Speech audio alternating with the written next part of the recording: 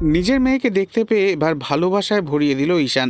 হ্যাঁ বন্ধুরা, নতুন পর্বে দেখতে পাওয়া যায় ছোট্ট শ্রেয়া মেয়েটি গতকালের মতো আজ আবারও ঈশানকে ফোন করে। তখন ঈশান বলে, কেমন আছো তুমি? শ্রেয়া বলে, ভালো আছি। তখন ঈশান বলে, কি হলো আজকে আবার তুমি সেই একই ভুল নাম্বারে ফোন করলে যে? বাবার নাম্বারটা ঠিক করে দেখে নাওনি বুঝি?